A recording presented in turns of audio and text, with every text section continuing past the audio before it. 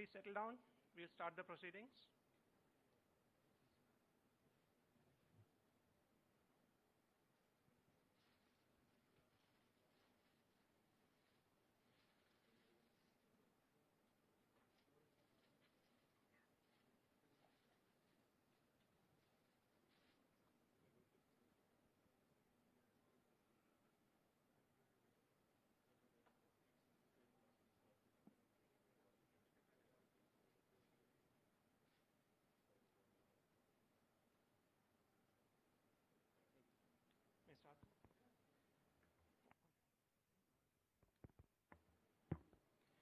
Good morning, ladies and gentlemen.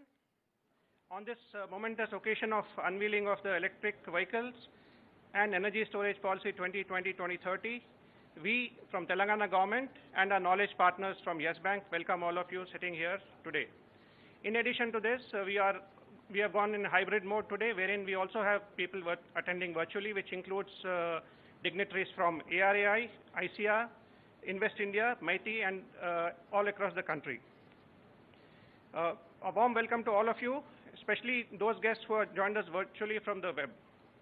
I now hand you over to Sri Sujay Karampuri, Director Electronics, EV and ESS System, to the podium for his opening address.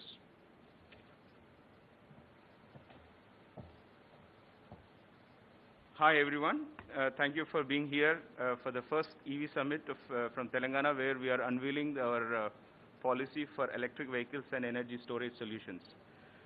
So I just want to, before we speak about the policy and its details, I just want to give you an idea of how we have approached this and what it means for us. So first, the policy is enforceable and binding. It has the cabinet approval, and yesterday the GO was released. So therefore, various departments who are the stakeholders, it is incumbent upon them to enforce this over the next 10 years. Two, it is quite comprehensive in the sense that we may be probably one of the few states who says that it is just not electric vehicles, but it is also energy storage solutions. Two, we not only take care of the adoption by the common man and the users, but we also encourage a lot of manufacturing to take care of this particular adoption. So that means we are taking care of the adoption, being a consumer, but we are also a producer as a state. So these are some of the things that we have incorporated into the policy, both the adoption side and also the production side. Three, it is quite pragmatic and elastic. So I'll tell you what it means. We have incorporated only those elements which can be enforced and can also be subsidized and incentivized with a real, government funding. So, you may look at some of the caps, for example, on how many vehicles we subsidize. So do not be deterred or daunted by those numbers, because it is elastic in the nature, in the sense that if we do indeed meet those targets, we have the capacity to increase it, because the policy is between 2020 to 2030. So that's another part of this. And also, it shows that being pragmatic in the sense that we have subsidized where it matters the most. So two things. One is the subsidy goes to the common man the most, because, the two-wheeler, three-wheeler, then four-wheeler and the buses. But also when it comes to manufacturers, various states tend to give a lot of subsidies only to the big guys. But in our case, we also give the subsidy to the smallest of the producers as well. And the third part is it's collaborative in nature. So, EV as a technology has come about with, it's an interdisciplinary effort, right, between chemical, electronic, materials, chemical, various engineering fields have to come together. In the same way, various departments have to come together to make this happen. And that is what we are doing. This policy comes with a steering committee which will implement this policy and make recommendations to the policy over the next 10 years. And that also is one of the features of our policy. So with that, I leave this, particular thing open for various speakers. I think, the next speaker is our chief guest, Mr. Goenka. Why don't you give an introduction? Thank you very much. Thank you so much, sir. Our next speaker actually would be Mr. Sunil Mehta, Chairman, Yes Bank, who would be giving his welcome address. Sri Sunil Mehta, sir. Uh, Thank you. Good morning, everyone.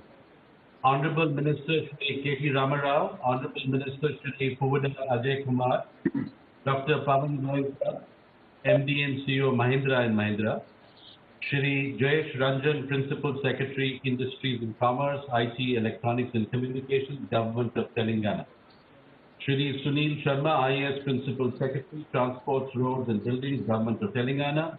Shri Randeep Singh, Senior Specialist, NITI Aayog, and Shri E.V. Narasimha Reddy, Vice Chairman and MD, PSIIC, and esteemed speakers, industry colleagues and friends from media. It gives me immense pleasure to welcome you all to the Telangana EV Summit. On behalf of Yes Bank, I congratulate the government of Telangana for developing the Telangana Electric Vehicle and Energy Storage Policy for 2020 to 2030. We hope that the policy acts as a catalyst for accelerating adoption of EVs in the state and also becomes an enabler for development of a robust EV manufacturing ecosystem. Yes Bank is privileged to be associated with the government of Telangana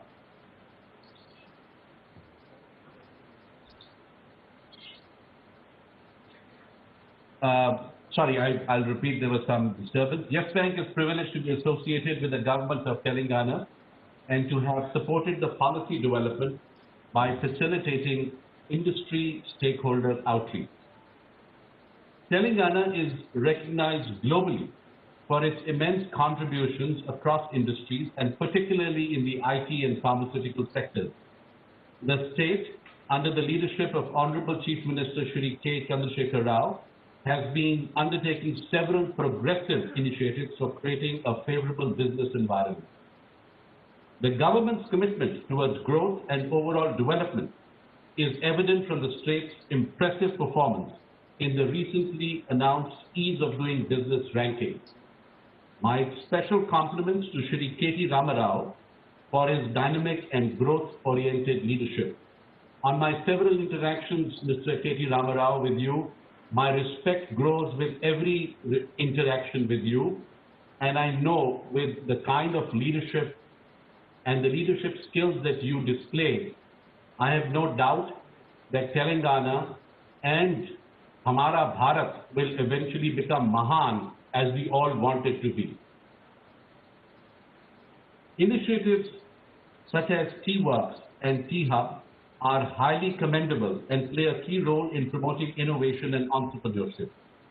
Now, with the launch of the EV and energy storage policy and plans for development of EV manufacturing zones, Telangana is taking rapid strides towards emerging as a leader in electric mobility. India currently lacks battery cell manufacturing capabilities and we are largely dependent on imports. Telangana government may accord higher focus on such segments for a strong positioning across the EV ecosystem. We are confident that the state is highly capable of doing so under the industrious leadership of Shri KTR Guru. The EV market in India is expected to become a huge opportunity with scope for innovations and global collaboration. Rapid electrification of vehicles expected in the medium term will put India on the map of global automotive value chain. Stakeholders across the value chain need to work collaboratively to build competencies and gain synergies in order to seize this opportunity. The government's push towards domestic manufacturing has been a major driving force behind the levels of localization achieved so far. However, during several of our stakeholder deliberations, a key point that has emerged is for further localization, certain scale and volumes are necessary. Without this, we may end up adding to the cost of vehicles, thereby impacting demand. We believe incentives on demand side will be the primary drivers to generate the required scale. The Government of India has taken several initiatives to drive demand, and it is indeed exciting to see several states coming out with various financial and non-financial initiatives to promote the adoption of EVs. Also, a partnership-led approach has the potential to reduce upfront costs while maintaining control over the product and service. It will also increase the trust factor amongst consumers. This will enable the development of a roadmap for ramping up domestic manufacturing capabilities in a phased manner. Moreover, government is also an important customer segment, and greater adoption across all levels has the potential to be a significant enabler for creating scale. Currently, we are witnessing a realignment of global business strategies amid increasing call for diversification of supply chains. With our priorities right, we will not only be able to emerge as a major market, but also become an export-oriented hub. With this context, I welcome my friends from the industry for the virtual panel discussion on scaling Indian EV business through partnership and collaboration. This is to be moderated by Shri Jayesh Ranjan. Shri Ranjan has been spearheading Telangana's journey towards electric mobility and leading the policy development process. I have known Shri Ranjan for a considerable time. Telangana is blessed to have a bureaucrat like him, and sometimes I wonder whether he's a bureaucrat or an entrepreneur, but he's a great concoction of both. We have with us today Dr. Pawan Goenka, who is at the helm of Mahindra & Mahindra, a company which is the pioneer of India's EV revolution. As the leading captain of the industry, Dr. Goenka's thoughts and insights on the subject will set the course of the discussion. Yes Bank has been partnering several state governments and city administrations and supporting them in their e-mobility plans. Through our banking and advisory teams, we are committed to collaborating and working together with the government and the industry for development of e-mobility ecosystem in India. Financing has been identified as one of the foremost impediments on the adoption side, and we are actively working in this space towards developing suitable financing options. I assure you of Yes Bank's full support in this journey going forward. With this concluding remarks, I once again congratulate the government of Telangana and hope today's deliberations translate into concerted action. Thank you and all good wishes.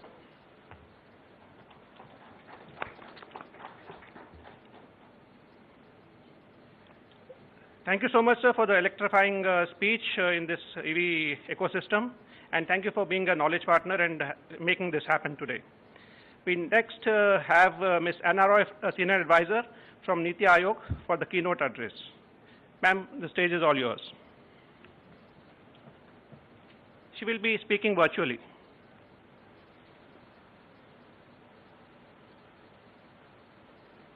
I don't think we can hear.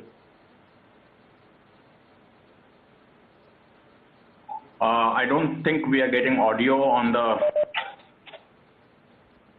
Mr. Goenka, could you hear my speech? Yeah, I can hear you, but not others. Oh.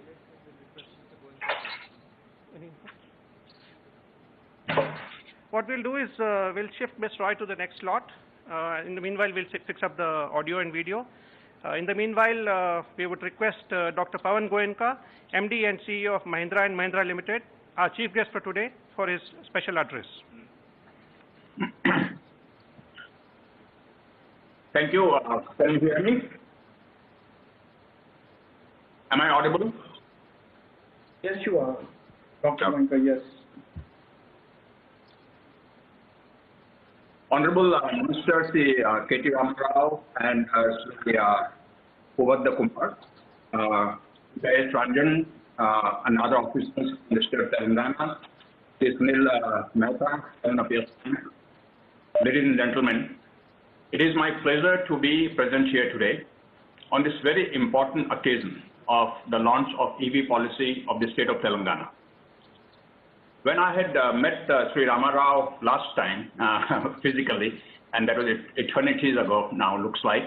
He had promised to me that very soon the state will come out with an EV policy, and here we are today announcing the EV policy.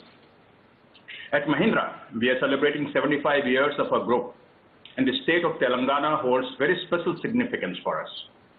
For the auto and tractor business, which is our core business, we have one of our large plants in the state, in the city of Zairabad, where we have invested over 1,000 crores in the last couple of years, and we are employing over 4,500 people. Our tractor plant in Zairabad is one of the largest plant in Asia under one roof. Hyderabad is the home of Tech Mahindra's largest global delivery center, employing over 19,000 people. And Tech Mahindra is looking to expand further in the state as they grow their requirement for people. Additionally, other Mahindra Group companies such as Mahindra Finance, Mahindra Sustain have a growing presence in Telangana. And very importantly, July this year, Mahindra Group launched its Mahindra University, spread over a 130-acre campus in Hyderabad.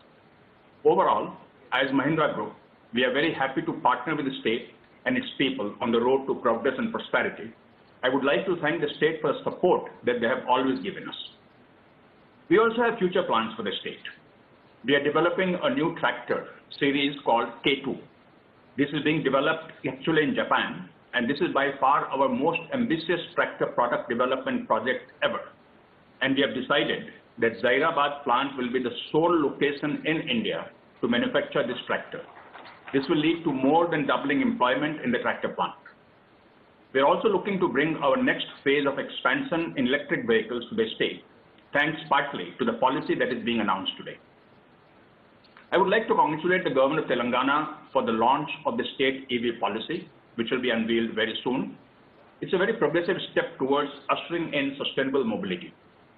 Policy covers all aspects of electric vehicles: demand generation by removing registration charge and road tax, facilitating charging infrastructure development, concessional electricity rates for charging, and investment incentive for setting up plants, including a focus on electronics. And I think this is the very first time that I'm seeing an incentive for electric tractors, which can lead to another revolution on the farm. But frankly, I must say that India is lagging other progressive nations in adaptation of electric vehicles. Several European countries, USA, China, Korea, are way ahead of us. Government of India has been putting a thrust on EVs for over 3 years now, but it has not yet yielded desired results. May the state support that is coming in now, that was a missing link, and now the several states like Telangana incentivizing electric vehicles, we would see the EV revolution happen. I must admit that with lower GST, with FAME incentives and the state incentives that are beginning now, the government has done its task. The onus now is on the manufacturers, service providers, and end users to help adaptation of electric vehicles. So the first question is, what needs to be done by each stakeholder? I believe that manufacturers have to invest in technology, product, and capacity. As of now, the product offerings are very limited, and except at the very low end, the products are far too expensive. Electric vehicle space is very hot globally. All global OEMs are investing a lot in EVs, but in India, they seem to be in a wait and watch mode. It is important that we use India's frugal approach to make electric vehicles affordable. As far as service providers are concerned, it is time that the ride-hailing companies and other fleet operators jumped on the electric vehicle bandwagon. Yes, EVs are still slightly more expensive on cost per kilometer basis, but with little increase in volume, they will come on par in no time. And for the end users, I think everyone understands the benefit to the air quality by use of electric vehicles. And that's something that's very, very badly needed in India. And the consumers also therefore need to be willing to pay a slight premium for use of electric vehicles. And as far as government is concerned, as I said, a lot has already been done. Little more push perhaps is required to get into a virtuous cycle of electric vehicle growth. For example, can electric vehicles be given priority sector lending status, at least for commercial applications? Now let me talk about sectors. I've said this in the past, that India's biggest need is to improve the air quality in our cities. And for this, large-scale adaptation of electric vehicles in shared mobility and last mile connectivity is what India needs. Fortunately, the sector that is perhaps most primed for electric vehicle explosion is the three-wheeler sector, both people and load carrier. Mahindra had launched just a load carrier Trio Zor just yesterday. This segment has three things going for itself. Number one, the many startups as well as organized players that have already launched products in the segment. Number two, the service providers' financials work out. As per our calculations, an operator will earn about 60,000 rupees more per year by using electric three-wheelers. And number three, there is no expensive charging infrastructure required. A swappable battery solution is also being experimented with. The sector that is poised to take off in personal mobility space is the two-wheeler sector. Again, many products available, mostly by startups, and now the majors are getting into the electric vehicle two-wheeler segment also. Then there's a lot of interest in buses. Many state corporations are moving, state transport corporations are moving into OPEX model. It appears to me that saving significantly in addition to the environmental benefit that they're getting. And therefore, this segment also is ready for electric vehicle adaptation. The segment where the jury is still out is the car and SUV segment. And as I said earlier, for shared mobility, where a car is driven maybe 150 kilometers a day, we are almost at a break-even point. But for personal ownership, where driving may be only about 50 to 70 kilometers a day on an average, financial equation yet does not work out. But there are many who may be willing to spend a little more for a clean mobility solution. Changing the track, I also believe that India has a huge opportunity to become the world leader in shared mobility and last mile application of electric vehicles, and become a supplier of technology and products to the world in this space. For this to happen, it is a must that businesses invest in technology development. India must have its own IPR, and electric vehicles can really make a huge contribution to Atmanirbhar Bharat. Electric vehicles still have a lot of import content. It is important that we focus on local value addition, and that's where again the electric vehicle policies come in handy. I would suggest that a pragmatic approach is taken for local value addition. Rather than wishing for a plant for lithium-ion cells, which requires a very huge investment, I suggest that we leave that aside till we have large enough scale. In the meantime, we should focus on cell to module to battery conversion. This can be easily done. We should focus on getting motors, transmission fully manufactured in India. This can be easily done. We need to focus on power electronics localization. This can be done, but will require effort, as India is by and large not cost competitive in this sector. Thus, 60 to 70% of value addition of EVs can happen in India even without the cells being manufactured here. As far as Mahindra is concerned, we are fully committed to electric vehicles. We have already launched 5 products, latest being yesterday. 2 more will be launched this year. Others are also launching products. We have invested over 1,000 crores, have a commitment of another 500. We have 11,500 3 and 4 wheelers flying on Indian roads. Cumulatively, they have covered 250 million e-kilometers and saved 25,000 tons of CO2. And we would like to see more and more companies invest in electric vehicles so that electric vehicle movement can gather momentum. And frankly, as I said earlier, EVs are a unique opportunity for India, not just to improve our air quality, reduce crude oil import, but also to be a leader in the shared mobility and last mile connectivity space globally. Lastly, the transition to a clean and efficient mobility ecosystem in India will not be possible without the partnership of sub-national governments. And I do hope that today's announcement will set the stage for a comprehensive partnership between cities, state and central governments, along with the private sector and civil society. Hyderabad obviously is a city that can very rapidly increase its EV uses, especially in shared mobility and last mile connectivity space. And I request the state to really focus on the city of Hyderabad to make it EV capital of India in terms of uses of electric vehicles. I once again thank the Telangana government for this very progressive step for launching the EV policy and also giving me an opportunity to express my views on electric vehicles. I look forward to presentations. Thank you.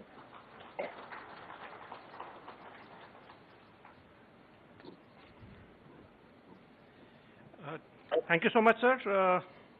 Your speech really charged us up, and we are on our way towards implementing the EV policy and getting the ecosystem here.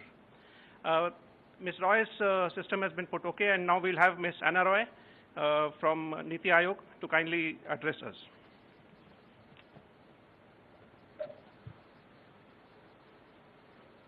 Good morning, Honorable Minister, my colleagues from the Government of Telangana, Jayesh Ranjan, the industry leaders, and the sponsors. First of all, I would like to apologize on behalf of Mr. Kant, who was supposed to be participating in this event, but due to some personal exigencies, he had to pull out, and he has asked me to step in and share the NITI's view on this very important initiative that has been launched by Government of Telangana today. Cooperative federalism is part of the mandate of Niti Aayog, and in true spirit of cooperative federalism, Niti Aayog endeavors to collaborate with various state governments in all our major initiatives. In frontier technology especially, Government of Telangana is one of the oldest and closest partners, and we are implementing several projects with them. Similarly, in EV, we look forward to working with Government of Telangana now that they have come out with their policy. And it is really heartening to see how broad the policy is and how multifaceted the policy is, where it is addressing the entire spectrum of EV and not concentrating on any particular segments alone, which is really the need of the hour. And the mission, the EV mission, which Niti Aayog has been driving, has also been focused on all the facets, whether it is storage, whether it is manufacturing, whether it is standards. It is a multifaceted approach which Niti Aayog is following. Standards is an important issue, and a lot of work has been done on standards lately by Niti Aayog, and we hope to come out with a policy soon.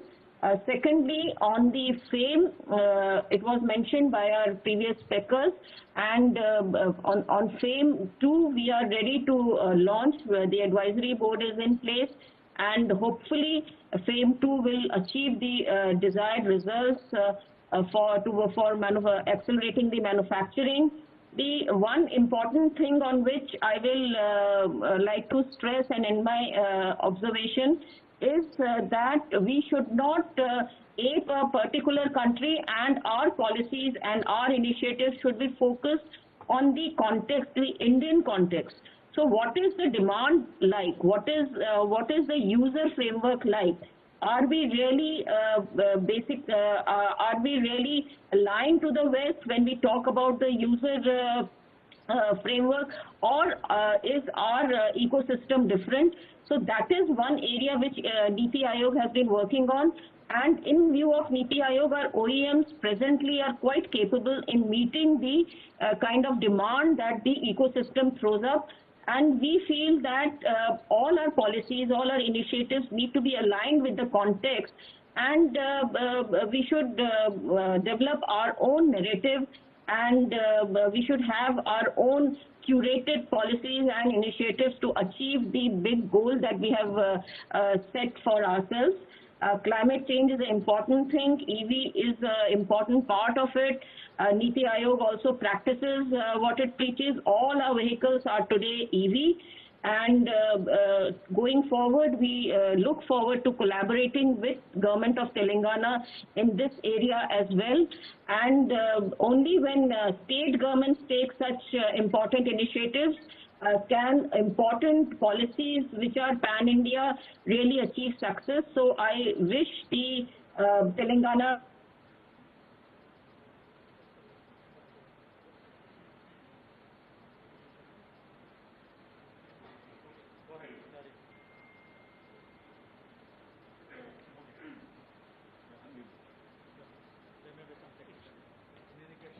I think there's a glitch again. I thank Ms. Roy also for her speech. Thank you so much, ma'am. Despite your hectic schedule, if you are listening to us, you could spare some time and speak to us. Next, we'll have the unveiling of the EV and energy storage policy. I would request VC and MD TRS Redco, Mr. Janaya, also to come on the stage. and also VCN MD, TSIC, Mr. E.V. Narasimha Reddy Garu, please come on the stage.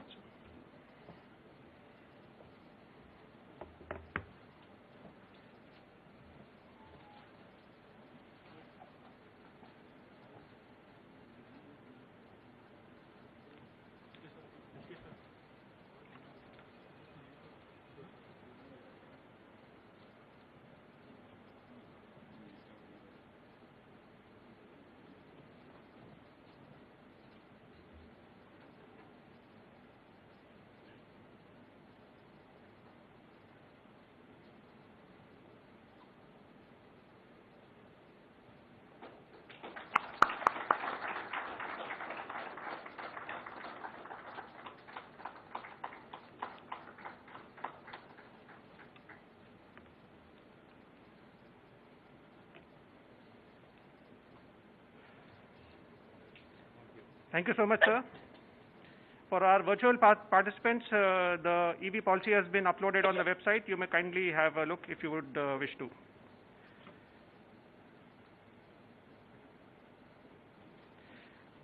I now request I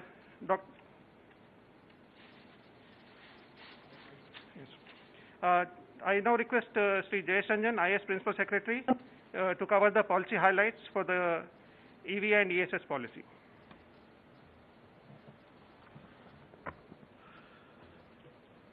Honorable Minister for Industries, IT and Urban Development, Shri K.T. Ramarao Garu, Honorable Minister for Transport, Shri Ajay Kumar Garu, respected Principal Secretary for Transport, Shri Sunil Sharma Garu, colleagues from the government, senior company representatives who are very soon going to be a part of Telangana's EV ecosystem, invitees, most importantly, Dr. Pavan Goenka ji, Mr. Sunil Mehta, Ms. Anna Roy, other participants who have joined this platform virtually, members of the media.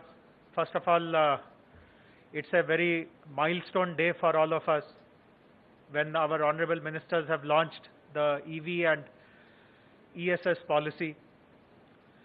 This is a policy which has been prepared after intensive stakeholder consultations. We had multiple rounds of consultations. We followed the FAME guidelines very closely so that we are not misaligned with what Government of India thinks.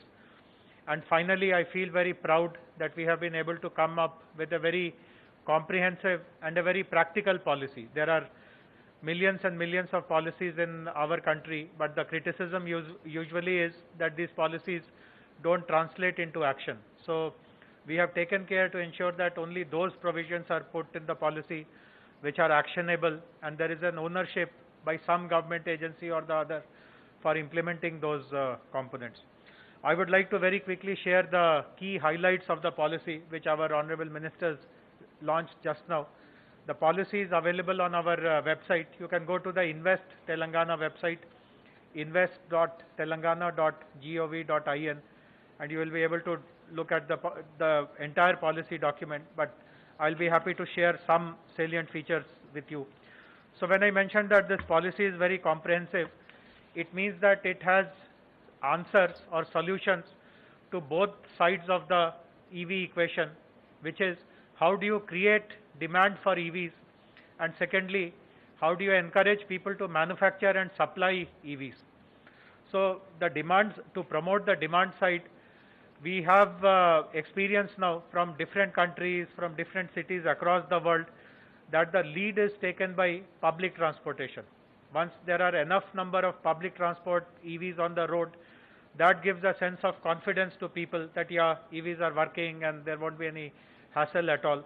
So my colleague, Principal Secretary of Transport, will also share more about the initiatives which the public transportation agencies like RTC and shared mobility players are going to take. But that is a very important part of our policy, that there will be, government will encourage EV adoption in public transport, institutional transport, shared mobility, and logistics and delivery services. Government will also facilitate aggregators which are involved in public transportation with regulatory support to enable them to convert their fleet to EVs. Another very important question, this is a kind of a chicken and egg question. Whenever we talk to EV stakeholders, the standard or the typical question which is asked is there enough charging infrastructure? And even a common person, when he has to transition into an EV, this is the question which is foremost in his mind. Is there an adequate supply of charging infrastructure? So our policy also devotes considerable attention to charging infrastructure. In fact, we have mentioned that the government will facilitate setting up the initial batch of fast charging stations, and our TS Redco is the nodal agency. Janaya Garu is present here. His agency is going to take that responsibility of creating a network of charging stations. Fortunately, in Hyderabad city, another agency which has come up to take the lead in charging stations is the Hyderabad Metro Rail, which has also decided to have charging stations in all the metro stations. And private providers like Fortum, etc., have joined hands, and Power Grid, etc., have joined hands with petrol companies to set up charging infrastructure in their depots. So we have a very detailed attention on charging infrastructure, as I said. And most importantly, we are very grateful to them. The Electricity Regulatory Commission, ERC, has given a special tariff for charging stations, which is again one of the very few such important decisions taken anywhere in the country, a special tariff rate for charging infrastructure. Similarly, in our town planning policy, I am grateful to the Municipal Administration and Urban Development Department. They have agreed to certain very important norms of having residential townships and other institutions like malls and large institutions to have mandatorily charging stations within their premises. Similarly, the other demand side incentives target the individual users.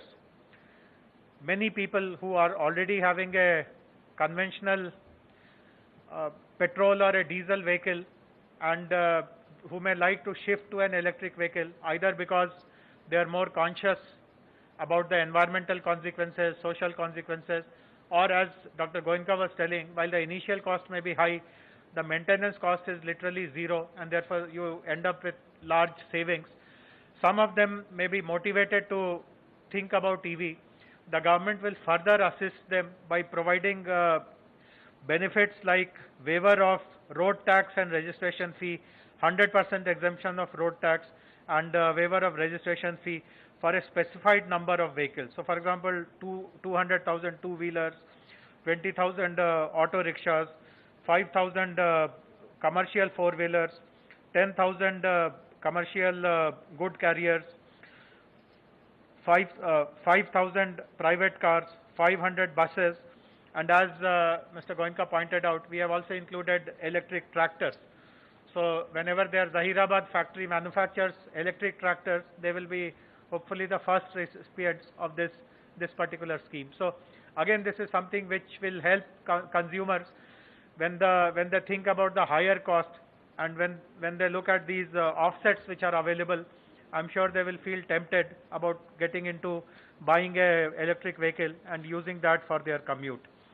As I mentioned, there are incentives for people who want to manufacture electric vehicles and storage system components in our state, and I'm very happy that today we are signing up with 5 companies who are going to enter into MOUs and who are going to announce their important projects, important investment projects in the state of Telangana, and I won't share the details of those companies. In a moment from now, you will know who they are, what they are going to invest, how many jobs they are going to create, and how their example should be emulated by others, because the incentives which we are giving to manufacturers are perhaps amongst the best in the country. So I do look forward to more and more companies looking at Telangana as the opportunity for setting up their manufacturing facilities. Finally, our state of Telangana is right from day one is recognized as a state which encourages innovation and entrepreneurship, and therefore for EV and ESS segment also, we have created a separate program for promoting innovation in this space. We know that there are lots of studies and research going on across the world in how to make the batteries more long-lasting, how to make battery charging easier. Right now, we heard a while ago Dr. Goenka speaking that lithium iron may not be the sustainable solution. We have to do more research to look at what are the other alternatives.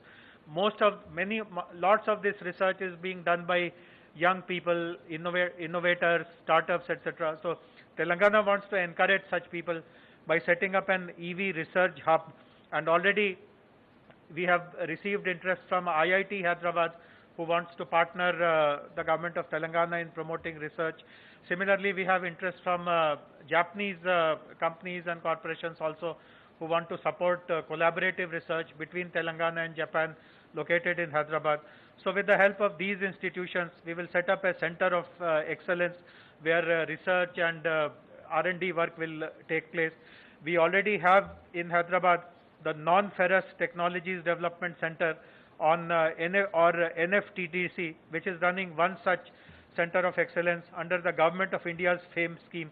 So we intend to partner with them also for promoting research and development. Similarly, T-Hub and T-Works, which are the premier incubators in our state, one for technology startups, other for hardware or prototyping startups. These two will also have a special component, a special focus on EV and ESS. So, as I said, Telangana's reputation of being a state very strongly focused on innovation will be carried forward through our EV and ESS policy also. So, once again, I look forward to everyone's support in propagating this policy into other corners of this country, other corners of the world, and I'm very confident that the vision and mission which our Honorable Minister asked us to articulate in this policy, though we have thought that we will take 10 years time to realize the vision and mission, I am very confident that we will be hitting the target much earlier, thanks to extremely encouraging initial response from people like you. So once again, my gratitude to all the people who were responsible for drafting the EV and ESS policy, and my thanks once again to Honorable Ministers for strongly presenting this policy before the Cabinet and getting Cabinet's approval. Thank you very much.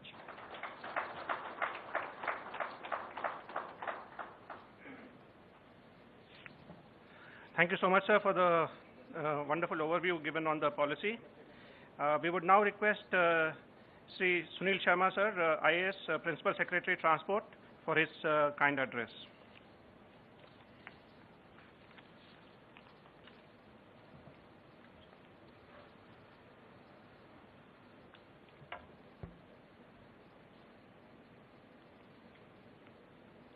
Honorable Minister for MAUD, IT, Industries and Commerce, Shri KTR Sir, Honorable Minister for Transport, Shri Povada Ajay Kumar Sir, my colleague Shri Jayesh Ranjan, Principal Secretary, ITINC, and all the respected guests and all the guests who are attending through the virtual field.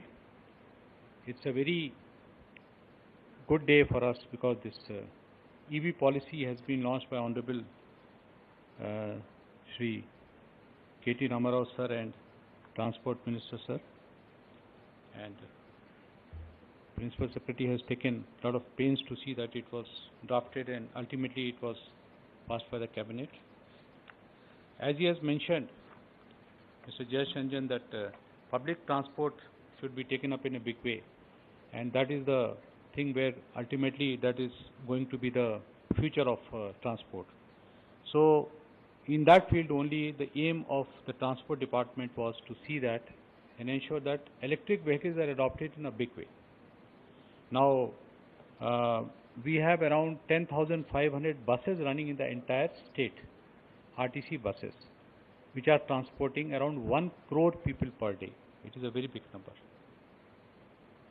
So in that we have made a very humble beginning of starting electric vehicles the electric buses. The number is small, though it's small, but it's a good beginning. We have started with 40 buses.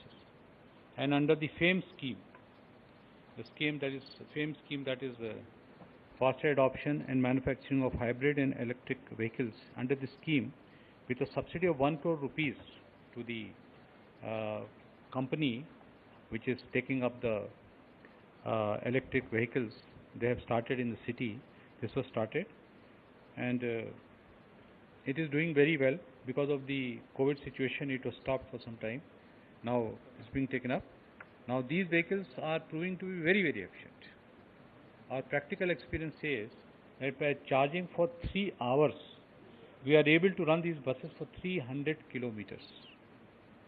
So it is very efficient, and maintenance is almost zero, and people who are boarding this bus are also very happy, no pollution, and the people who are running it, they are also very happy, they are also getting good profits.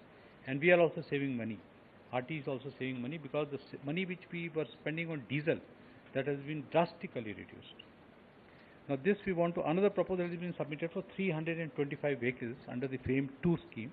So because of all this COVID and all that, it was slightly delayed, but we are sure of getting that also, and once it comes, it will be a big thing, big jump, and later on we'll take many more such vehicles and slowly try to replace our vehicles with these electric vehicles. That will have 2 advantages. One is it will be pollution free city. We can start in the city because charging stations will be there. Second is that it will save money for the RTC, because today we are spending a lot of money on diesel, but with this we can save a lot of money in form of the savings. Now coming to the charging stations, we have 2 charging stations right now. One is we have got two charge stations which are there in RTC. We want to set up many more, so that once more vehicles comes, then we'll be able to take up these buses charging in these stations. Now coming to the vehicles which are not RTC buses, there in the policy I have seen very good initiative has been taken to see that exemptions are given to the vehicles, the first 5,000 vehicles or first 10,000 vehicles who purchase these electric vehicles. So this definitely it's a good thing. In that, certain little bit of amendments will have to be made in the GEO, that we can take it up. Definitely that's not an issue. Similarly, in a big way, this 3-wheelers which are there. So there are Honorable Minister, I was discussing with Honorable Minister of Transport. Honorable Minister has promised to see that it is speeded up, and there also some exemption needed in the GEO. So with the under the guidance of our Honorable Transport Minister, it will be taken up. Proposal already has been submitted, and that also exemptions can be given, and later on we can take these autos on the city about the electric autos. Some of them are replacements, some of them are the new autos. Now the thing is that with the replacing of these vehicles, now in the city today we have around more than 60 lakh vehicles in the Hyderabad city. In the entire state we have 1.23 crores vehicles. It's a big number. So we can imagine how much of pollution it will be generating. Although vehicles are well maintained, and we are also taking steps and regulating to ensure that pollution checks are done and vehicles are in good condition. But even then also, because it is burning fuel, it will lead to pollution definitely. So that we have to control. So slowly over a period of time, we have to ensure that starting with 2-wheelers, then coming to other vehicles, people should be taking up these electric vehicles. For that, these incentives will definitely go in a long way to see that the people come forward and take these vehicles. We have exemption given for the now first 5,000 or 10,000 vehicles if it is given. I mean, seeing these people now, as it was earlier told, now the policy of some of the people is that to wait and watch. Let's see what happens. So once these vehicles come, 10,000, 5,000 vehicles come on the road running successfully, so definitely others will also follow, because this word of mouth publicity spreads that we are able to do it without any maintenance. These vehicles, we are able to save a lot of money monthly, because we are not spending on the fuel, we are getting it charged through the electricity. So these type of message once is spread, more and more people will come forward. So definitely this policy, this is the highlight of the policy, giving the exemption for the first 5,000 and 10,000 vehicles in different categories. So we are really thankful to the team, and especially Mr. Jayesh Ranjan for taking this clause in the policy, which will definitely help in popularizing these vehicles. And regarding the charging stations, I mean, We can have it wherever our, even in our bus stands also, wherever the space is available, that could be under the, with the permission of our Honorable Minister of Transport, we can discuss it, and there also it could be provided at the charging stations, so that, I mean, which will not obstruct the movement of the buses, but it can also facilitate the charging of other vehicles which are coming there.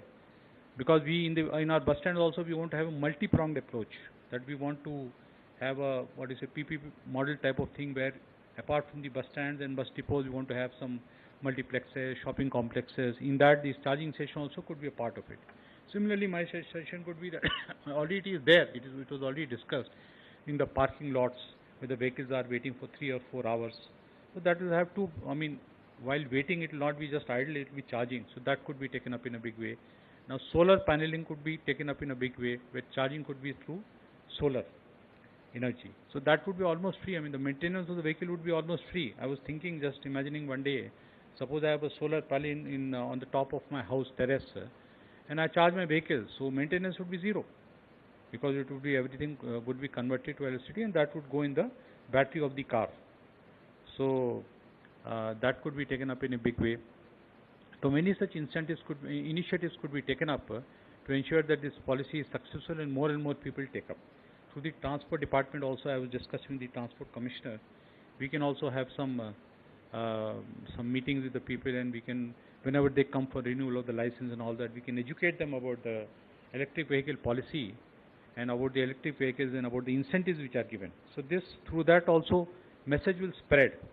And with the, what you say, showroom people also, we can have meetings. They can also encourage the people. Right now, most of them are, I mean, going for this hybrid model. So slowly they can shift. Now it has been shifted to hybrid model. Now from hybrid model, it can go to totally electric vehicles. So this type of initiative will definitely go a long way in converting these fuel run vehicles to electric vehicles. And that would be the day when we would be totally free from the pollution which is being generated through the vehicles. And just imagine the savings which would be there, not only our saving, but staying for the nation, because when we are spending so much of foreign exchange on import of fuel, this diesel and petroleum fuel. So that would be a very big saving, and that money could be diverted for other developmental works. Now then we would not be spending anything on this. We can, ultimately we can go for this solar, and then through that we can run all the vehicles or the electricity which is generated in the country. So that would be the, I mean, in the, what you say, broader perspective of it would be that we'll be saving so much of money. And then coming down to the, what you say, consumer, the savings which he'll have per month. If he makes a budget, he or she makes a budget, they can realize how much they would be saving per month, which they are otherwise spending on fuel. And also, not only fuel, but the maintenance of the vehicle. Because the vehicle is electrical vehicle, the vibration in the vehicle would be less, maintenance would be less, lesser parts would be there, lesser machinery would be there. So maintenance also will be less. So that will be that will definitely a win-win situation. Only thing, somebody has to take the lead now among the citizens. Now the ball is in the court of citizens now. They have to come forward and purchase the vehicles and go ahead. So for that, this policy will really give a boost to the, I mean, changing the mindset of the citizens, and ensuring that they adopt this policy, they purchase electric vehicles and go forward and lead an example for others. So person purchases, he or she will lead an example for the neighbor, again he will go for that. Then this will spread. And once it spreads, then there will be no looking back, and it will be totally electric vehicle everywhere. And that would be the ultimate, I mean, aim which everybody wants to achieve. So with this, definitely it's a good beginning for this. And we thank everybody for this, and I thank Honorable Ministers and also Judge Chandra for giving this opportunity to speak to you. And sir, we assure that from the Transport Department we will make all efforts to see that this policy is successful. Thank you,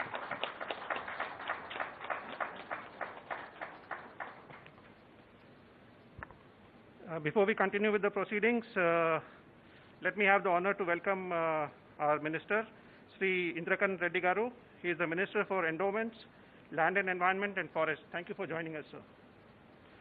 Now we shall have the MOU signing, for which I would request Saket, please get the MOUs. The sequence would be Olectra Maitra, ETO, and then ARI.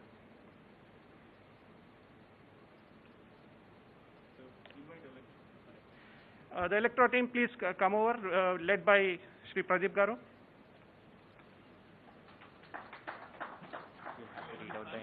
Yeah.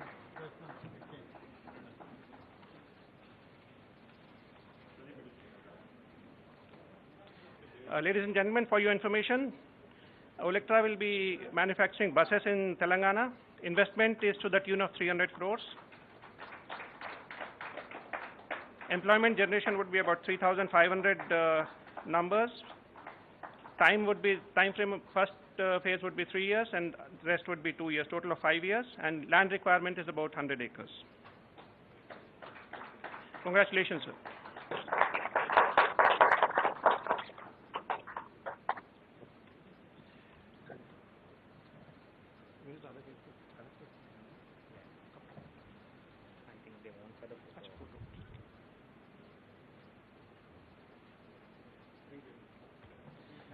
Thank you, sir.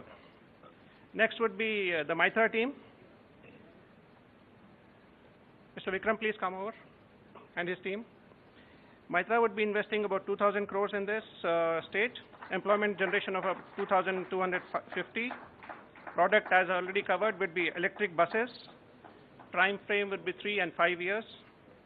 Land requirement they've asked for is 100 acres initially, plus additional request of 200 acres.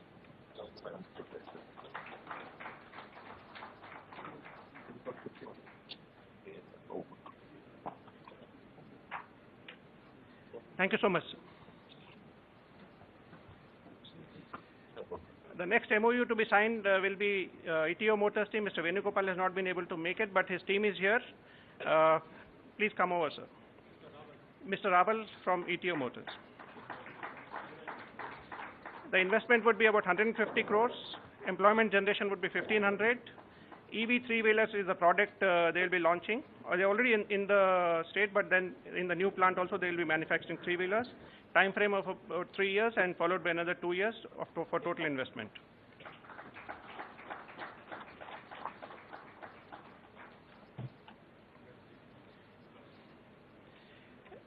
Next we have MOU signing with ARAI from Pune. Basically, it's a authorizing and certifying agency for not only automobiles, also for EV and EV ecosystem. This will be done virtually. They have sent their signature signed copy to us, and we have sent the signed copy. Respective team members will be signing.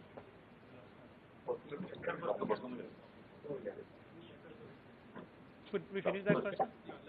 Before we move on to ARI, we have 2 companies which have given letter of intent this time. Mr. Raja of Gayam Motors, please come over and hand over the letter of intent. Mr. Raja and the team.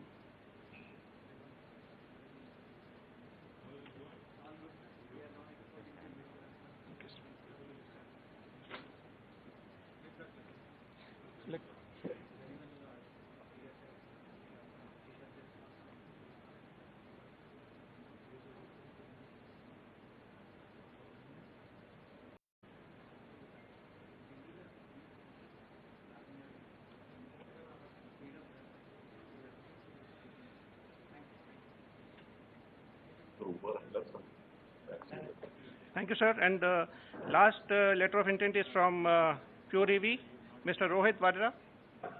Please come over.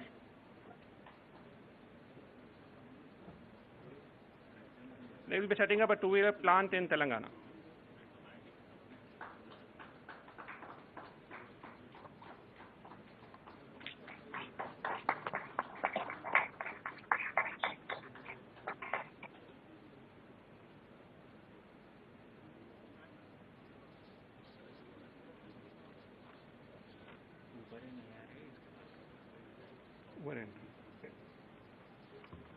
Uber का क्या है? They'll be coming here? Yeah, they are here. Mr. Marathi. Sir, we also have Uber team here, who will be making an announcement. Are they here? Please come over.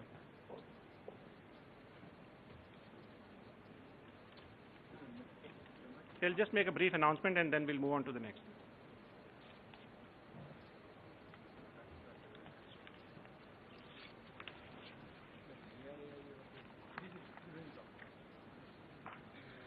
Good morning to all. At the outset, let me take this opportunity to thank Honorable Minister for IT, Mr. KTR Garu, Honorable Transport Minister, Mr. Ajay Puvada Garu, and all Mr. Jayesh Ranjan and Sunil Sharma Garu. Let me vouch for the fact that we've gone through multiple electric vehicle policies, and by far this is one of the most comprehensive policy and progressive policies we've seen. We at Uber profoundly believe that sustainable transportation can only be achieved by transitioning cleaner fuels to public transport, and our endeavor in this is to support commercial adoption of vehicles by partnering with OEMs, fleet partners and charging infrastructure stations. As of today on Uber, we have around 500 plus electric vehicles which have traveled more than 30 lakh kilometers across India, and recently we've forged a partnership with Lithium Urban Technologies to onboard another 1,000 electric vehicles across Hyderabad, Delhi, Bangalore, Mumbai and Pune. We are also in advanced conversations with OEMs in Hyderabad for the electric auto pilot. In fact, we believe that electric autos could be a perfect catalyst in increased public transport adoption by supplementing the first and last mile transport from public transport network that we've built out in Hyderabad. Additionally, a single window time-bound permit grant process will provide a positive nudge towards increased adoption of electric vehicles. In our recent global sustainability event, which was held a month back, we identified electric vehicles and multimodal transport as the key pillars for sustainability in public transport. In view of this, we've recently launched public transport journey planning in Hyderabad in collaboration with L&T Metro. This tool allows citizens to view estimated time, cost and directions from public metros in the Uber app. So once again, I take this opportunity to thank everyone present here, and that's it. Thank you.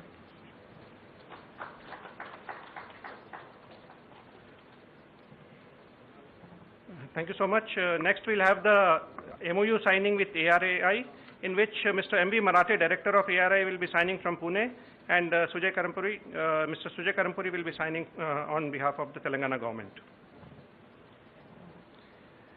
The signed copy from our side is already with Mr. Marathe and the team, and they have sent their signed copy, which we shall sign now in the presence of the Honorable Ministers and the Principal Secretaries.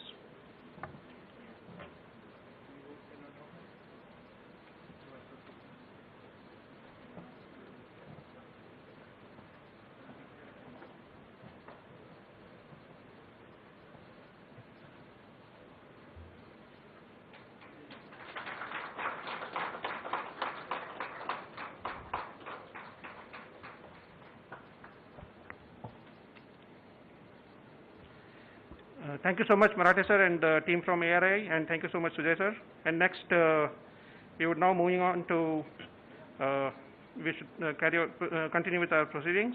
I would now request Honorable Minister for Transport, Shri Ajay Kumar Garu, to deliver his perspective.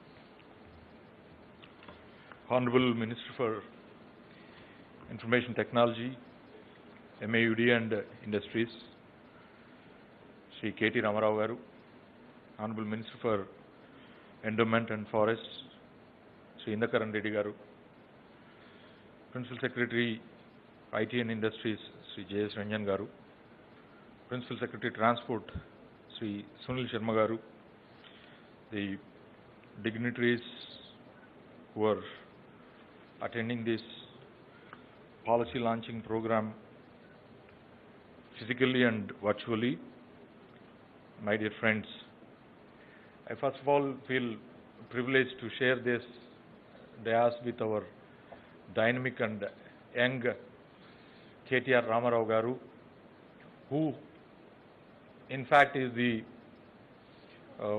face of technology and face of change of this new state of Telangana in India.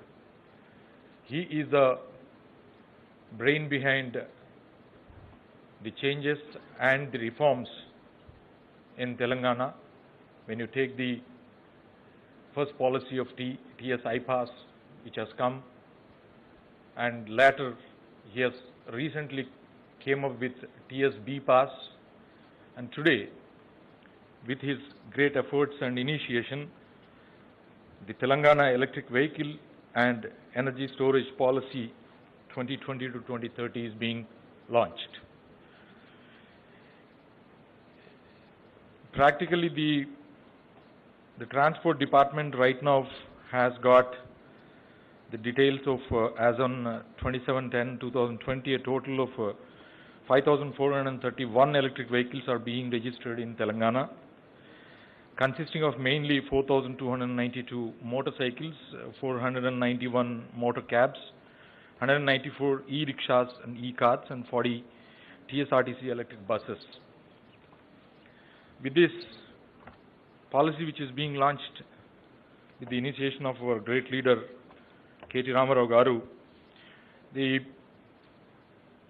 main focus and the end user's interest would be what would be the benefits if they go for the electric vehicles purchase. On behalf of the Transport Department, we are proposing in this policy the incentives as follows: that 100% exemption of road tax and registration fee for the first 2 lakh electric two-wheelers purchased and registered in Telangana. Similarly, for the 100% exemption of road tax and registration fee for first 20,000 electric three-wheelers purchased and registered within Telangana, retrofitment incentive at 15% of the retrofitment cost capped at rupees 15,000 per vehicle for first 5,000 retrofit 3-seater auto rickshaws in Telangana. Financing institutions shall be encouraged to provide a hire purchase scheme at discounted interest rates.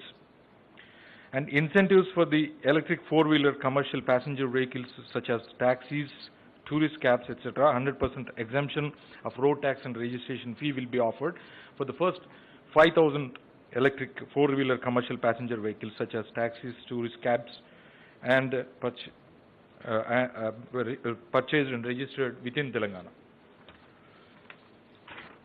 Also, the incentives is being offered to light good carriers including three-wheelers, 100% exemption of the road tax and the registration fee for the first 10,000 electric three-wheeler goods, e-carriers, as well as electric light good carriers purchased and registered within Telangana.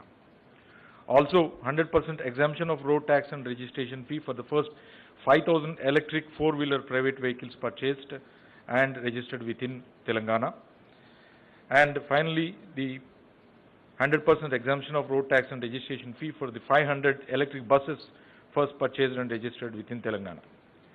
State transport units shall also be encouraged to purchase electric buses. Already we have 40 electric buses which are plying to the airport. We will also take into consideration of increasing the number of electric buses as far as the Road Transport Corporation is also concerned.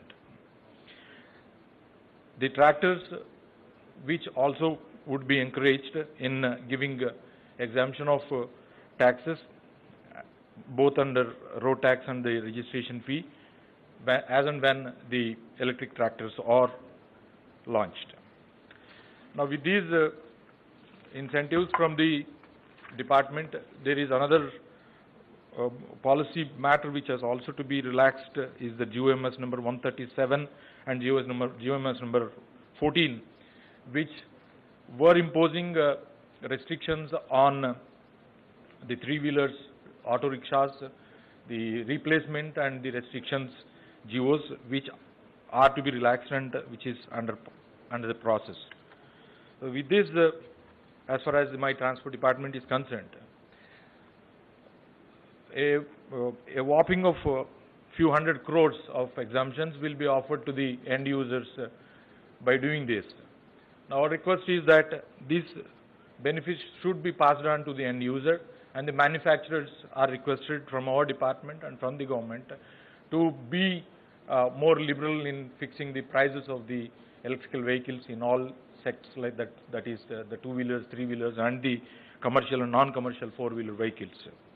And I profusely thank Sri K.T. Ramarao Garu for making me part of this policy and inviting me to this, and I really feel privileged to launch this policy along with him. Thanks for the opportunity given to me, sir. Thank you very much.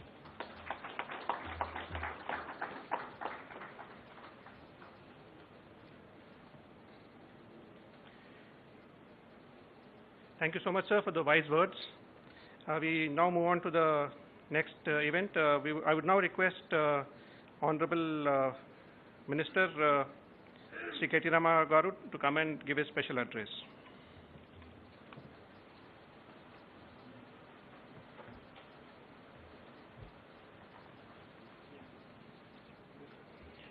Very good morning to all of you.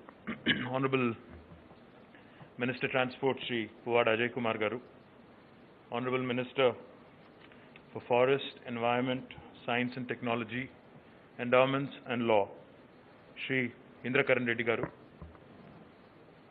Honorable Principal Secretary of Roads and Buildings and Transport, Sri Sunil Sharma Garu, Honorable Principal Secretary, Industry and IT, Sri Jayesh Ranjan Garu, TSIC MD Garu, Narasimha Reddy Garu, TS Redco MD, Janay Garu, to all the participants, who've just signed memorandums of understanding with the Government of Telangana, and to all the friends in the gathering here, a warm welcome to all of you.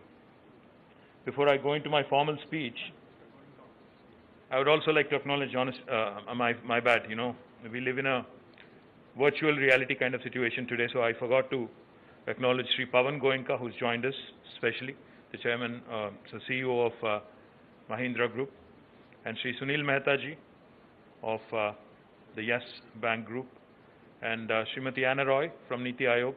Thank you, madam, for joining us. And please do convey to Mr. Amitabh Kant that we missed him.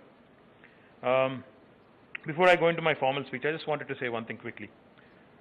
I was talking to a friend of mine, after seeing what's been happening around the world, during this pandemic, how nature was healing itself, and I was getting all these videos on social media, how nature really is healing and how the world is so much of a better place, without humans kind of killing whatever we've been doing, inflicting all the damage we've done. One of the things a very learned and a very, knowledgeable friend of mine said, I said, what is the solution going forward from a government perspective? What do we do to make sure that, we help our environment, we pass on a better planet to our children? What do we do? He said something very, very interesting. He said, follow the 3D mantra. I said, what is that? And he said, first thing, focus on decarbonization. Second, focus even more on digitization. And thirdly, focus also on decentralization. Now, I don't need to explain to any of you in this room, decarbonization or digitization. I think you all know it rather well. Now, what did he mean by decentralization? I think what he meant was, see, I also wear the other hat of Minister for Urban Development and Municipal Administration. One of the biggest challenges I face in that ministry is the rapid urbanization and suburbanization that is sweeping our nation. Today, Telangana, in fact, is one of the most urbanized states in India. We're almost 43–44% urban population. And in about 5 to 7 years, in fact, majority of Telangana would be living in urban areas and minority would be living in rural areas. That's the reality. Now, how do we address this? Why do people migrate? Why do people urbanize? People urbanize in search of better livelihoods, in search of better Medicare facilities, in search of better education facilities. So what this learned friend of mine meant was decentralize. While we can't completely contain urbanization, at least we can hope for suburbanization in a structured, planned way. Create more counter-magnets, create more integrated townships, ensure that people actually move further away, create more economic clusters around the city of Hyderabad, as was pointed out by Mr. Goenka. While Mahatma Gandhi was right when he said, India lives in its villages, the fact today, after 75 years of independence, is India is run by its cities. Today, our cities have become the epicenters of economic activity. Today, for instance, if you take the example of Hyderabad, Nearly 50% of state GSDP comes from our capital city. Nearly 50% of Telangana's GSDP is contributed by Hyderabad. So therefore, it's extremely important to conserve, to preserve, and to ensure that the economic vitality our cities offer remains intact if we are to grow into a 5 trillion economy, as our Honorable Prime Minister keeps alluding to, or if we really have to get into the league of developed first world countries, as we all combinedly dream of every so often. Now, how do we achieve that? How do we go about doing it? Recently, there was floods in Hyderabad. We all know that. Cloud bursts, climate changes, unseasonal rains are not only affecting urban denizens, they're also affecting our farmers. They're also affecting people across the world. Now, one of the nicest things and one of the most interesting things I've heard today from the previous speakers was sustainable mobility. You know, we talk about sustainable energy all the time. But today I heard Pawan Goenka mention about sustainable mobility. He also talked about shared mobility. Now, these are the things I think our cities today need if we really have to ensure that we preserve their fabric, we preserve their growth momentum, and we grow into a league of first world country in years to come, years that lie ahead of us. Now, having said that, I believe what has been accomplished is very little, but what lies ahead, the road that lies ahead in terms of ensuring that we get there with respect to sustainable energy and also sustainable mobility is going to be an arduous, is going to be a difficult journey, but I think with all stakeholders participating, governments in cities, governments in state, government in Delhi, and also, when I say Delhi, I don't mean Kejriwal, I mean Government of India, and also all stakeholders, the private sector, the startups, the large OEMs, the aggregators, all of us working together, I think will be, therein lies the real success of this policy launch today. Of course, as was pointed out by my friends earlier, Telangana in fact has come out with an extremely comprehensive policy. It does not talk about electric vehicles in itself. We also have ensured that the energy storage policy is dovetailed with our electric vehicle policy, because these are two extremely, tight-knit ideas which need to work together cohesively. Now, I'm also delighted that two very important ministers and their are seated on the dais. For this electric vehicle policy to be successful, I think these three ministries need to work together very, very closely. One is, of course, to promote investments, to promote innovation, industry and IT ministry, which is represented by myself and Jayesh Ranjan. We need to be working closely with our colleagues to ensure that electric vehicles are adopted and people actually lap them up. We need to work closely with Honorable Minister for Transport and his secretary, and to ensure that whatever we do remains in consonance with environment. We need the support of Honorable Minister for Environment, Science and Technology. So the fact that Telangana government has not only thought this through in terms of policy, but also in terms of ensuring that the policy is enforced effectively, implemented effectively, we brought out all stakeholders, and this multi-stakeholder engagement, I believe, will lead to a very successful implementation of this policy that our state has come out with.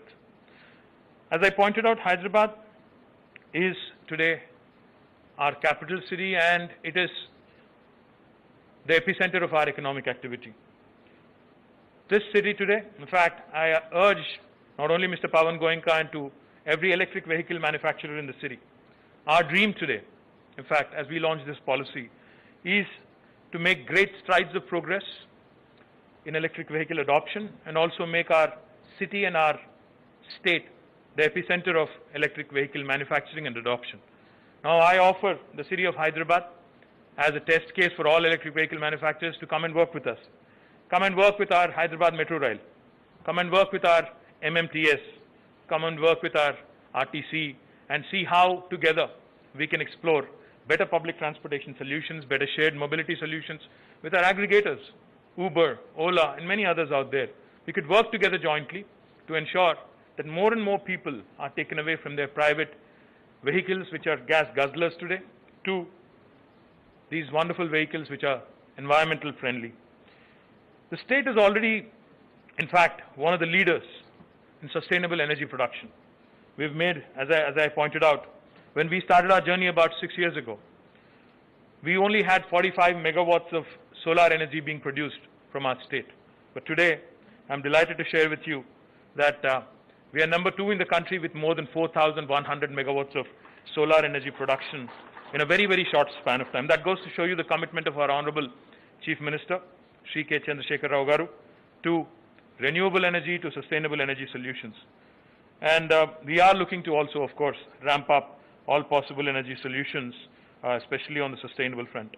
Now, when it comes to manufacturing, in fact, I'm delighted today that we've signed about 5 MOUs, not only with manufacturers, but also some regulatory authorities. Our manufacturing sector today, in fact, in Telangana, is, in spite of the fact that we have, someone like Mahindra manufacturing nearly 150,000 tractors, a large OEM from their Zahirabad plant. And I'm delighted, Pawanji, thank you very much if you're listening in, on making the announcement that you're going to bring in the electric tractor with all Japanese technology, and it would be manufactured out of Zahirabad. It's a matter of pride that, the largest, tractor manufacturing facility in Asia today, which is based in Zahirabad, will also start manufacturing electric tractors. I'm sure the farmers in our country would look forward and will surely lap up the advancements that you guys are making in electric tractors as well. Our policy is comprehensive, and therefore today I'm delighted we have Olectra, Mytrah, GAIM, and other ETUs, and others who have signed ETRIO, have signed MOUs with us. Our policy does not limit itself, though, to electric vehicle manufacturers only. Our incentives, our policy incentives, will also be extended to charging stations, and also battery manufacturers. And I'm delighted that we are receiving several players and several proposals with intent to set up charging stations and also storage solutions.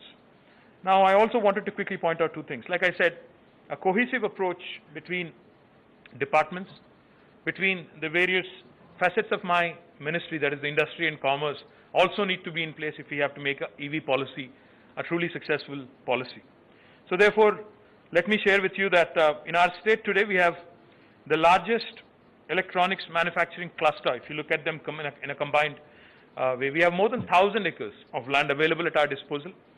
One is E-City in Raviryal and another one in Maheshwaram. Between the 2 of them, we have 1,000 acres of land at our disposal for electronics manufacturers.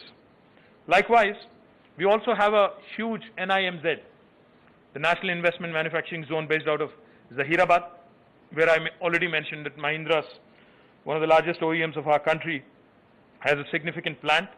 We would like to promote it as an automobile cluster and ensure that more than 1,000 acres again are allotted for any automaker who would want to come into our state and work with us, so as to ensure a complete comprehensive ecosystem of OEM, supply chain can coexist together in one single location. And also, I'm happy to announce 2 clusters, 2 industrial clusters.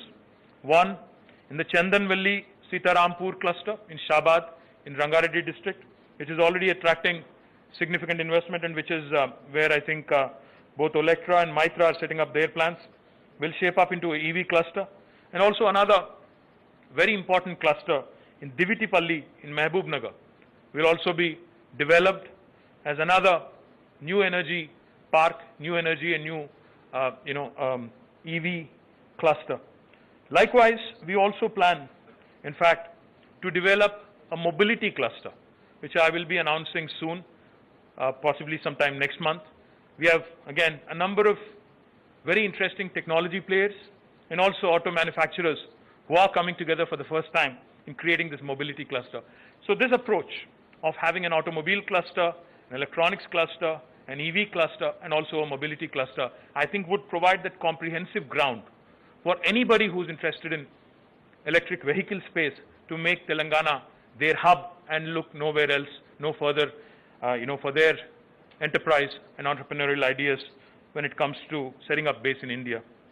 We will continue, like I said, through TSI Pass and other very progressive initiatives under the dynamic leadership of our Honorable Chief Minister to continue to attract manufacturing and also continue to focus on expanding our research ecosystem through a collaborative effort with the private sector and also the wonderful academic institutions we have.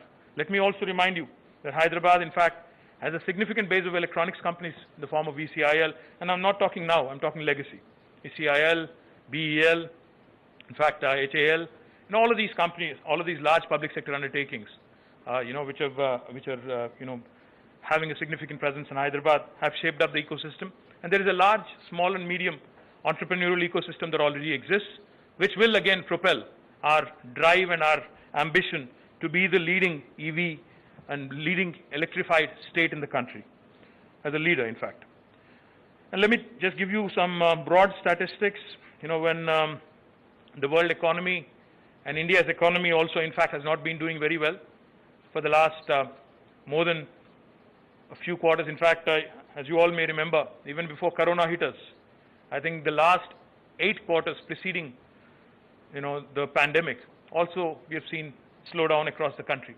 But fortunately for us in Telangana, our annual GSDP growth rate has been consistent. We've been growing at a breakneck speed, and we've been growing at a much, much rapid pace than any other state in the country at 14.2% over the last 5 years. We are consistently ranked as among the top 3 states in the country on the ease of doing business rankings. We have slipped a slot this year, but we'll bounce back, I'm sure. And our TS iPass, which is a landmark single window clearance system, has been instrumental in bringing more than $28 billion of investment in the last 5 years. Telangana continues to remain number 2 as a city and state in IT software exports, but our growth rate has been substantially higher than the national growth rate. In fact, while the country has been growing at about 8%, we've been growing at about 18%, which goes to show you that our growth momentum has not slipped. We've also recently added many EV-related technology firms, such as ZF Automotive and Electronics, ZF Automotive, and electronics firms such as Oppo, Vivo, Skyworth, Intel, Micron. All of them today are having significant presence in our city. Our innovation ecosystem is second to none, with important players in important institutions such as RICH, the Research and Innovation Circle of Hyderabad, TASK, the Telangana Academy for Skill and Knowledge, soon to be coming up T-Works, and of course T-Hub, which is widely known. We intend to leverage our strengths in electronics, aerospace and defense, and information technology sectors, creating synergies, thereby developing as a center for research and innovation for all electric vehicles, battery technologies, and other emerging technologies such as autonomous and connected vehicles. We have taken a pragmatic approach in drafting this policy. We've consulted the industry. We've also discussed with various other public policy institutions, and I guarantee that if we meet the initial numbers, because there might be a concern that the numbers that we've showcased in this policy are on the lower side in terms of adoption. I promise you one thing, that if we meet the initial numbers, I shall go back to the Cabinet and plead with Honorable Chief Minister to further increase the numbers and extend incentives to as many people who adopt to these electric vehicles as possible. As I pointed out, I think the key departments, Transport Department, of course, plays a very important role in regulatory and adoption of EVs. I request the Honorable Transport Minister and Transport Secretary to work with us closely, and let's work together in ensuring that this becomes a success. Energy Department also needs to take measures to make charging easily available. I'm glad that they are represented here by Mr. Janaya, who will ensure, but TS Redco will also set up a lot of charging stations. MA and UD, of course, which is also under my supervision, will ensure all regulatory approvals and setting up of necessary infrastructure with respect to our charging stations that we will be setting up in metro stations and elsewhere will also be, and parking lots also will be, factored and will be given whatever incentives are required to make it sustainable. We're also, as I pointed out, planning to establish public charging stations at airports, railway stations, metro stations, parking lots, bus depots, markets, fuel stations, malls, etc. And I request all charging station players to come forward and work with us. And we can work with, we're not exclusive to anyone. We will be open. We will work with, all the leading players in the industry in a very transparent fashion. And we look forward to working closely with you. We're already establishing 178 charging stations in Telangana. And the state already, as was pointed out by Honorable Transport Minister, has a fleet of buses plying through TSRTC. We're currently engaging with ARAI, with whom we've just signed an MOU, to collectively work towards promoting research and development for manufacturing of electric vehicle and energy storage systems. Because looking forward, as was pointed out by Anna Roy, India needs to find its own solutions. We cannot be aping the West. We cannot be aping any other country with respect to EVs, because our situation is very different. Our people are very different. Our approach to our roads, our approach to our urban planning, our approach to adoption of technology is very different when compared to other countries and other parts of the world. We believe that the EV adoption would increase more and more since the policy just rolled out today. As was pointed out again by my previous speakers, while Government of India may have launched out their idea, their efforts 3 years ago, I think it's very, very important for the states to join this to actually, gain momentum. And with Telangana now, coming out with its own policy, I believe the adoption would improve and increase at a rapid pace. So we invite the industry in India and abroad to come forward, make Hyderabad as their base for manufacturing operations, as we believe local manufacturing is the key to achieve the price-performance parity and enable faster adoption of electric vehicles. Once again, I thank all the stakeholders who have participated in policy making, who have come forward to invest in the state of Telangana, and I look forward to interacting with you more often and more closely to ensure that Telangana truly becomes the hub for electric vehicles in India. Thank you very much.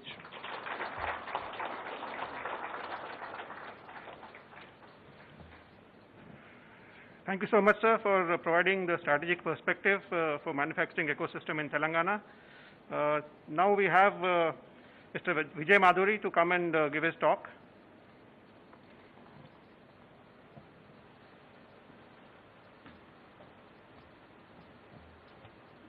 Sir, for changing slides, you need to tell the host to change the next slide. Like if you integrate next slide, Sure. you will change. Sure.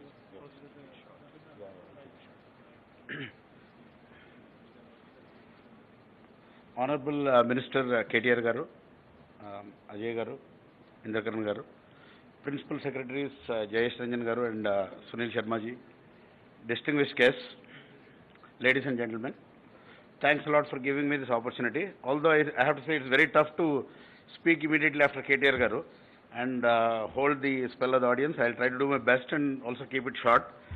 We are actually promoting a company called Watts and Volts, which is an important stakeholder, we believe, in the shared mobility space, because we are going to be doing the first mile and last mile connectivity that enables people to use not only electric vehicles, but also use public transportation, such as metros and buses.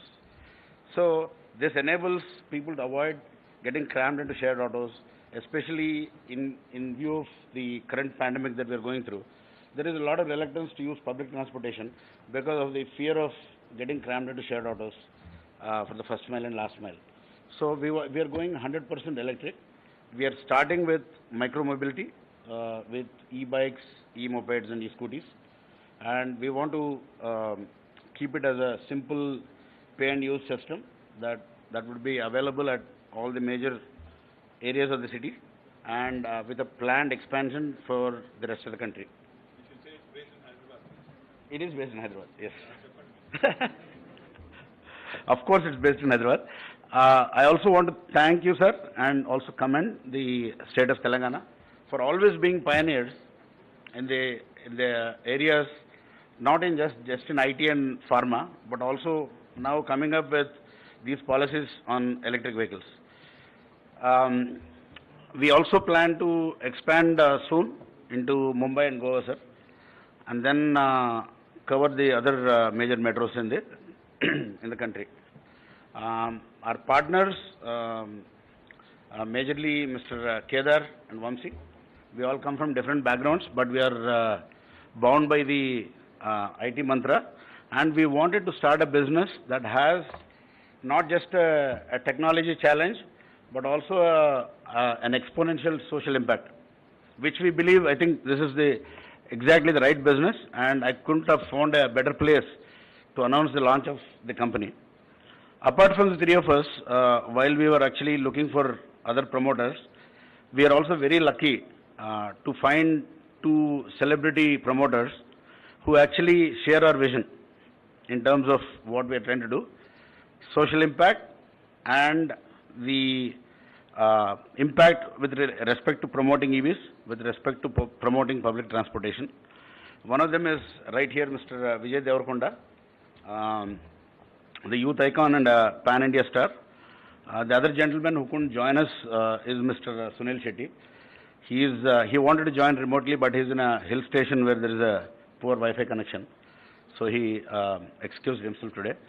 So we are very proud that we'll be launching in early 2021 with Hyderabad as our first base, and then expanding further into Mumbai, Goa, and then other cities.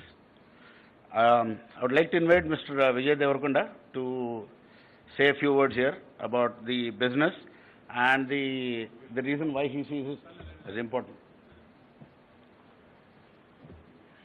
Thank you, sir. Thank you.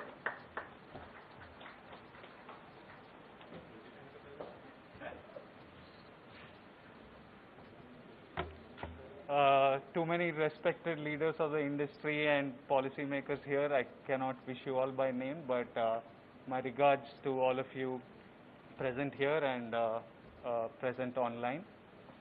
I'm from this city, so what's happening here, I love it. While growing up, as a kid, I've always had this opinion that we as a country somehow worked in hindsight. I thought that we always waited for a problem to happen, let it get really serious till it became a deal breaker and then try and find solutions. But over the last 5-6 years, what I've been seeing governments working with foresight. This state has become like a state of dreams. Like be it having 24/7 power supply, like my village, my district, we have water which for farming, and people are getting 2 crops a year. There's more money to spend. The land rates have gone up. All this is like magical to us. We haven't seen it in life. Be it T-Hub, be it iPass. Like these are like few of the 100 things that I am aware of. And now this Telangana e-vehicle summit, this is like foresight, and I love what is happening. And as you can see, a lot of it has happened under our current Chief Minister KCR Garu's administration, and KTR Anna, congratulations for what all is happening. I've always said we are in good hands. Other than when we have these like extraordinary crippling circumstances like the pandemic or these rains, but I'm sure we'll be well prepared. And as you see, I believe e-vehicles are the future. I'm no expert in this field, but I believe they are the future, and as you can see, I'm betting on it. So watts and volts, early Jan next year, we'll bring a beautiful product, and we hope to add to the clean, better lifestyles of Hyderabad. We hope to add to how beautiful our city is and improve our lifestyles. That's it. Thank you.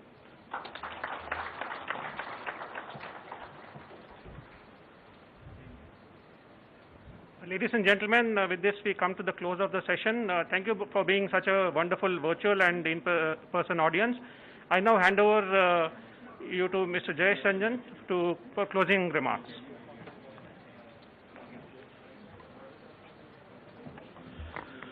I would like to inform members of the audience that from 12:15 onwards, there will be a very interesting virtual panel discussion which will involve very eminent industry leaders like Ms. Sulajja Firodia Motwani of Kinetic Green, Mr. Rahul Bharti of Maruti Suzuki, Mr. A.K. Jindal from Tata, Mr. Pradeep Parameshwaran from Uber, Mr. Priyank Agarwal from Exicon, and Mr. Rohit Vadera from Pure Energy.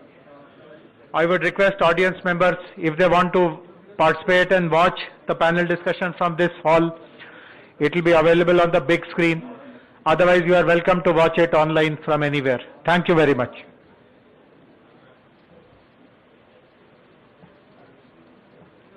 Also kindly note there's lunch being served in executive lounge at 1 o'clock, so kindly stay put and be there for lunch by 1 o'clock or so.